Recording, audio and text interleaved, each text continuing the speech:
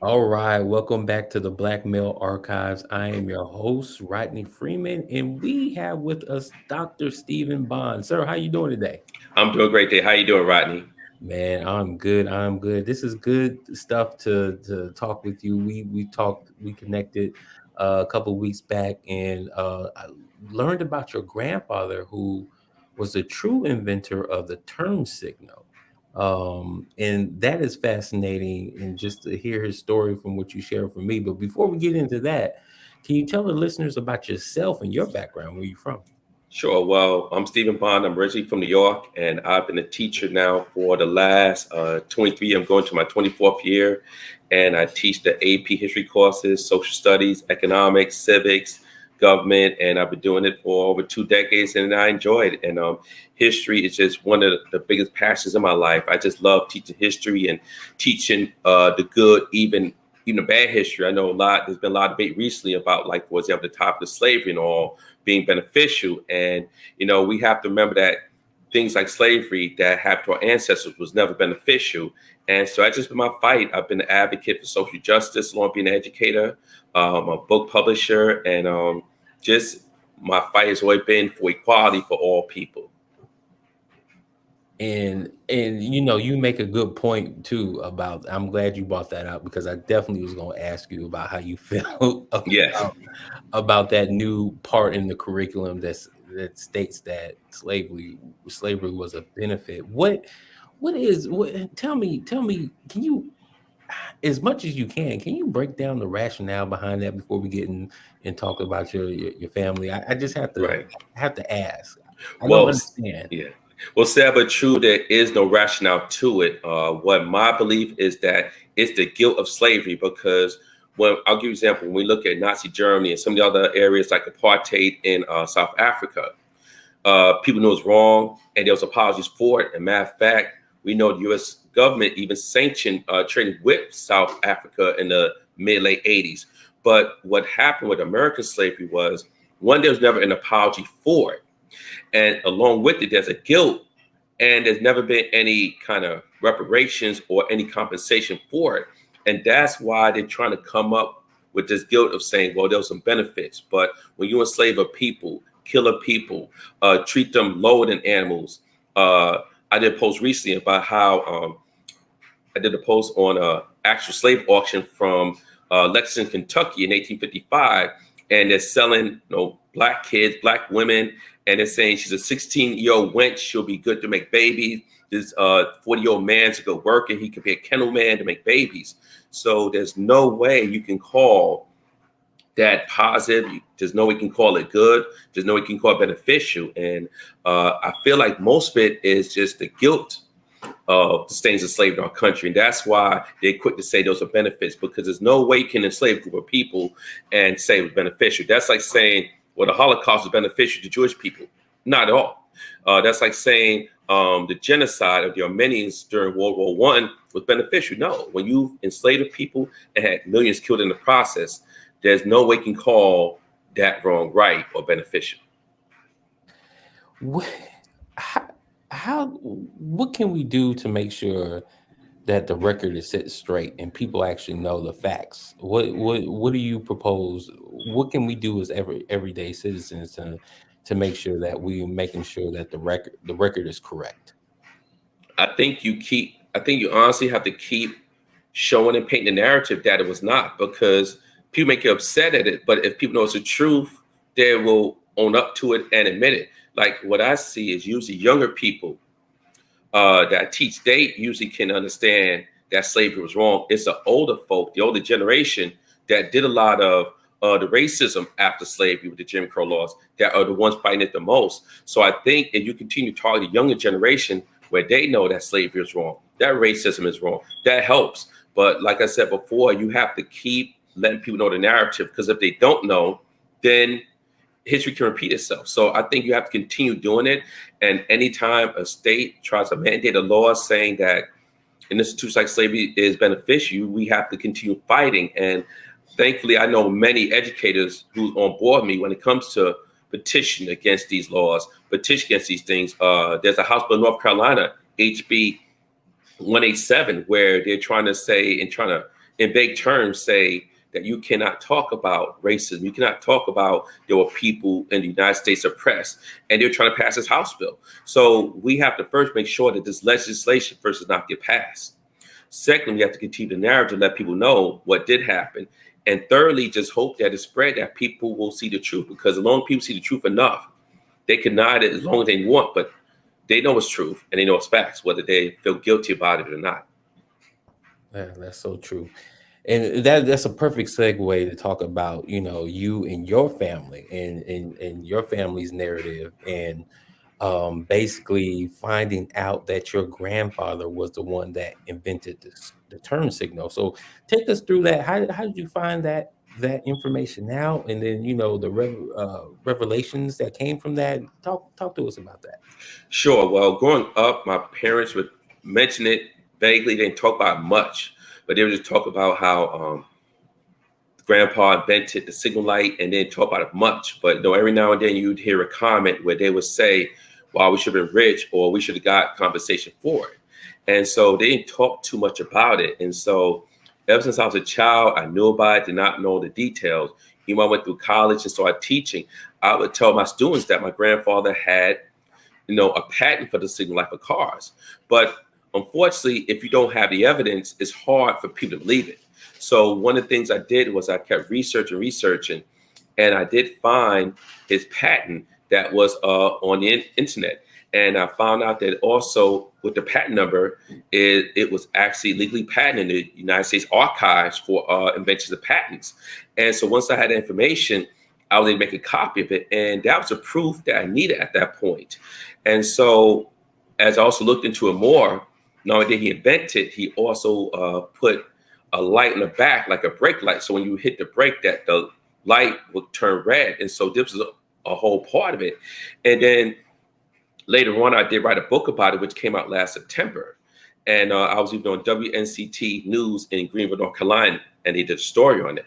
And what also made the story more valid was that the writing crew for WNC TV found out that the person who gets credit for the signal light, the guy who did invent it or got credit for it, had his patent in 1929, where my grandfather had it legally patented by U.S. government March 1st, 1927, 2 years before. And that more thing validates the truth that he had it before the man got credit for it. Yeah, see, because that's it is no type of. Have you guys received any type of recourse or any, like, even and I'm not talking monetary, but just like recognition through a letter stating that you guys, your grandfather was a rightful inventor, and has anybody else had said anything about this after you uncovered this information? Unfortunately, no. And that's one of the things I guess I'm campaigning to do, if you want to use that term. One of the good things that's come out of this is just recently I found a production company, and they're doing a documentary on my grandfather. And we actually started taping this past Saturday. And so a lot of my relatives who knew my grandfather are part of it. My aunt, which was his oldest daughter, she's 87 years old, and they interviewed her about it because she never talked too much about it. And even when they had on camera, she was a little quiet about it at first, but her eyes lit up when they asked her, we talk about sharecropping and being a sharecropping family. And the producer asked her, what do you remember about Elizabeth City State when she went there? Because she was the first in the family to go to college. And so she sang the whole Elizabeth City State fight song, which was amazing.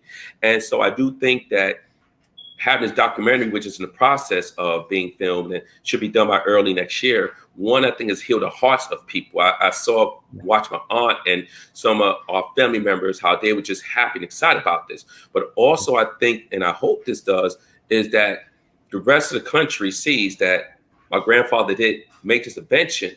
Due to Jim Crow laws, he did not get the recognition he deserved. And when he tried to get it renewed, which was part of the story, he didn't have the money for it. He tried to get a loan at 3 separate banks in Berkeley County, North Carolina, and they all rejected him. And that was the main reason why they rejected it, because they knew what he was going to use the money for. So my goal is, I hope and I want justice to be done. And it's not about monetary compensation, but just, I'd like to see in the history book that he gets a credit and the accolades he deserved that he should deserve while he was alive. And Yeah. that's my goal and that's my mission. Yeah. And and I know I probably asked this question again earlier, but I need to ask this again, and maybe in a different type of nuance. But how can we teach our kids um, and continue to teach our kids true history, right? And I don't want to say, I guess maybe not true history, but history that is, reflects the record that, African Americans have done these inventions. And even though it's not in the history books, how can we continue? What can we do to make sure that they know these types of stories? And I mean, what's your suggestion for us to just make sure? Like, I have a 1 year old, right? And I'm Hmm. thinking about, how can I make sure that he knows the story of his grandfathers, that fought in World War Hmm. II, and how can we continue to do that? What's your opinions and thoughts for that? Well, honestly, what I think is that they need to incorporate it in a lot of the professional developments that they do for Mhm, educators. I mhm, know I'm part of the North Carolina Council for Social Studies, and I was elected vice president this past year, March 2023, and they had several workshops and professional developments which talked about the role of like the Black church when it came to businesses. They mhm, talked about the role of Black educators, and so they touched on topics a lot. And what I think we need to do first is one, have professional developments that incorporate it and talk about it, but also you have to make sure that there's no statutes or laws that try to intimidate people from teaching these things. Because when you have a House bill that they're trying to pass, and this House bill is saying you can't teach that a group of people were oppressed, mhm, that new teacher is saying, "Well, I'm gonna be careful. I don't want to step on your toes because I'm a new teacher, so I'm gonna be careful." mhm, Now, most veteran teachers like myself that I know personally, Black, white, and Hispanic, they're going to teach history the way it's been taught. And mhm, so they'll continue to do that because the older veterans, they're saying, well, no one's going to teach me or try to tell me how to teach. I'll give you just an example of how a lot of things are not taught. I had a student this past year. They did a research report on Harriet Tubman. mhm, And when she did a report, I always have my students, present in person or in front of class. Because I tell them they're the teacher. That's one thing I've done for years. I said, when you're up there, you're the teacher. And she felt bad. She said, Dr. Bonner could not find out when Harriet Tubman was born. I'd have let this girl know it's okay because no one knew exactly when Harriet Tubman was born because back then they did not keep accurate record of slave birthdays. Even my grandfather, there was a mhm, little debate because they didn't know if he was born in 1906 or 1907. And mhm, then we did all the research found was 1907. mhm, So this in the sharecropping day, Jim Crow South. So you can imagine during slavery time, mhm, they didn't know about. So it's those moments in the classroom where the whole class knows now, okay, so slaves were treated subhuman. They didn't know when their birthday was because they didn't keep track of it. mhm, So the overseer of the plantation threw a brick at her head and she had seizures. So mhm, we see that, okay, there what benefits were from slavery. If you're throwing a brick at her head and forget the fact she's a person, she's a female especially. mhm. So where is the benefit of slavery? Right, And so educators, those who've been teaching it, they have to keep doing it. But what really has to happen is you're really going to have more professional developments done, which do focus on those facts. I want to do a PD, professional development next year, the mhm, unsung of Black history. Because yes, you learn about Martin Luther King, you learn about Harriet Tubman, but how many know about Medgar Evers being assassinated in 1963? And I did a right, 20-page paper for him when I was a junior in college. right, So what about Satima Clark when it came to education? So right, we have to continue to incorporate these professional developments and let them know that it needs to be taught. It may not be in the history book per se, right, but that teacher has to go outside the box right. and tell us about these facts and nuggets of history that should be known by everybody. Right, right. No, that's so true, man. You definitely. What else are you guys doing around getting the word out for your grandfather? I know you mentioned the documentary. Are there anything else? And you mentioned the book. Or is there anything else that you guys are doing to get the word Well, out? Well, good question. Well, the book has really done well selling wise, and a lot of people, especially North Carolina, brought it. Even the county where my ancestors from, which is Bertie County, a lot of people brought it, which Mhm, is an awesome thing because it's spreading it. And the book's on Amazon. On some, if ever remember, the man who invented the signal light for cars, David George Bond, mhm, and so that's been helping. And I really also think the documentary was help is a lot as well. So I'm just continuing to spread the word. I did do a book tour in New York, where I'm originally from, and that helped as well. So mhm. my goal is just get the word out as much as possible.